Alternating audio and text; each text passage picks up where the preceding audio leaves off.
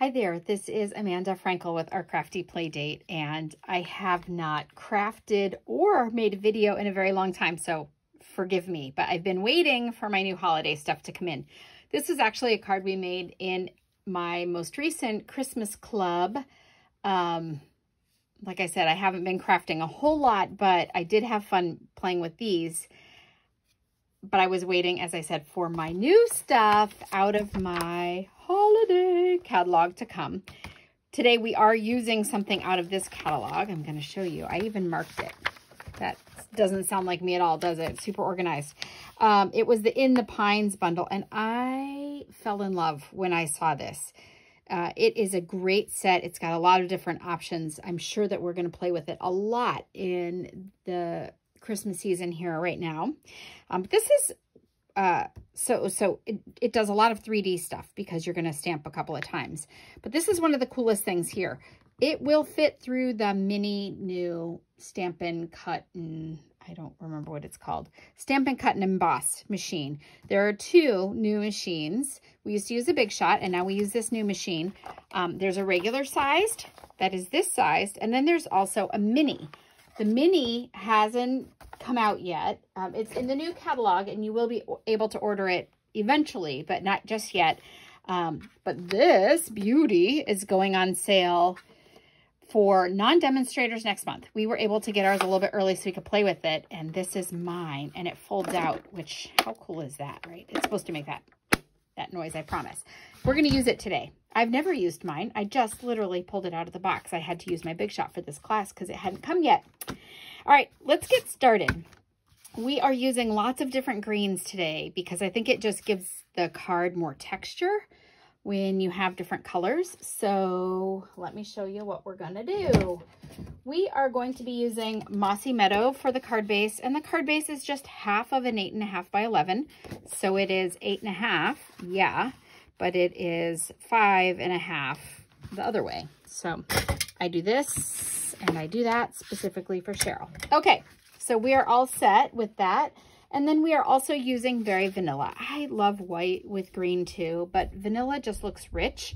And I love to use vanilla with gold. And we are using some of this gold coily stuff, which is old. So it's not current, but it's what I had. And during quarantine, it's all about working with what you have, right? What you can't get in time. So that's what we're going to do. First, we're going to stamp the background, then we'll do this other tree here. So as I said, we are using a couple different greens. We're going to be using Garden Green and Old Olive. Haven't gotten around to replacing my Old Olive pad yet, but this is how the new one works. Just to show you the difference, because I know some of you have some of these and some of these. This one, you push it away from you, flip it over, and slide it back. And that's how you open this pad, right? This pad, you don't have to push it away from you. It just flips up and slides. I know that gets very confusing. Okay, so Old Olive and then the green. So the Old Olive is our lighter of the two greens, right? So we are going to use that as the body of our tree. And then the lines of our tree will be a different color. All right, this is the stamp set that we're using, the In the Pines. And you can see that it overlaps. So this goes with this. See how that works? But you don't have to use them together. You could use this really soft with a watercolor wash background and it would be gorgeous without any of this stuff. And it gives you the stems just in case you need to do that. All right, gonna get started. So I am going to do my washy wash, the whooshy whoosh one, which is really not even a word, first. So I'm gonna use my lighter green. I'm gonna ink that up. If I were using a red or a purple, I would definitely stamp it first in Versamark so it doesn't stain my stamps too badly. They still work when they're stained, folks. Don't worry about that for a second. You know what I need? I need a ta-da, Stampin', I don't remember, Pierce mat. There we go. I'm using that because this is photopolymer. It doesn't have any give, so I need a little cushion. All right, I am going to do one about here. And then without re-inking, I am going to do one up and over about there. I just want a super faint tree impression. Can you see that? It is very faint, but I want it to look like this is close and that's far back on a hill. You know what I'm going to do, which I should have shown you. Slide your Stampin' Emboss pad underneath. See, it's right there. Slide it underneath your paper because you are going to stamp off on the edge and you don't want to get ink on it. Okay, so my second inking up here. I'm going to go right here because that's right nearby. And then off in the distance, we see some more trees. Okay, got it? See that? Okay, so I'm going to go ahead and close this old olive so that I don't confuse myself, because you can see how that might work. I'm going to use it again shortly, but yeah, I should have probably done that already. But okay, it's working for me. This is my more precise lined stamp. So the first one I used was this, and the second one I'm using is this. It stamps right over the top, and I am going to use my garden green. So different kind of green, a little darker, and I'm just going to eyeball it because this card is forgiving and inked. And then you can either not re-ink and stamp up here, but I'm going to re-ink, and then I'm going to super lightly stamp off. Just a kiss. I'm just going to kiss it. I know you're all jealous. Okay, and I'm going to stamp there. And now I'm going to re-ink full on re-ink. And then I'm going to kiss. And now I'm going to stamp here on this one. So you can see how this card would go very quickly if you were going to be making a ton of them. While I've got this out, I'm going to go ahead and do my Season's Greetings because it's the same color. It's also in Garden. And that's just going to be up here. 1, 2, 3. Good. Good, good, good. All right. And now I'm done with that part. I'm going to do my other tree. So that I'm going to do on a separate piece of paper, just like this. And I am going to use this stamp and this stamp. Okay, these two here. So I'm going to use my old olive. Ooh, we almost had a catastrophe, folks. Earlier, I knocked over a whole little pencil case, or not pencil case, like a pencil cup that I have that is holding all of my hole punches, my little hole punches. I knocked it over on my foot, and they just fell like a cartoon, like bam, bam, bam, and I was, ooh, ow, ooh, ow. It was a bad day. All right, so you can't stamp this right at the bottom. I know you love to save paper, but this is going to actually have a stem that the light colored insides don't have. So you want to give yourself a little space. So we're going to do it up here. Okay. And I'm doing full on. I'm not doing smoochy here. Not smooching off. All right. And here is my more precise line one. We're going to really move this for real. For realsies, moving this out of the way now. Got it. Okay. And again, not smooching off. This is going to be full on kiss on the mouth right here. You guys missed me, didn't you? You missed me telling you jokes. Okay, so it's a little off, but that is actually okay because, like I said, this is a forgiving card and it is going to be kind of watercolory. So soft, not precise, my favorite kind of card ever. Okay, well, all right, closing this up. Inevitably with these new pads, I don't know what it is, but I always get ink on my hands. Ooh, not yet. Give it time. Give it time. The day is young. Or as they say in Brazil, which is where I grew up. Did you know that? As they say in Brazil, the night is a child.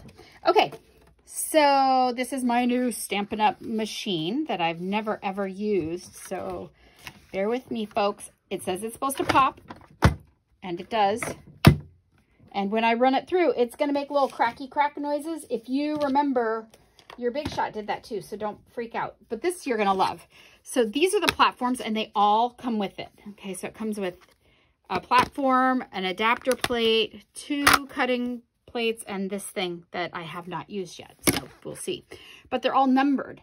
So when you see this, it'll tell you how to make your sandwich, depending on what you're doing. If you're embossing, you're going to use these numbers. If you're placing a thin die, you're going to use these numbers. So I know that it's a thin die. I'm going to use this.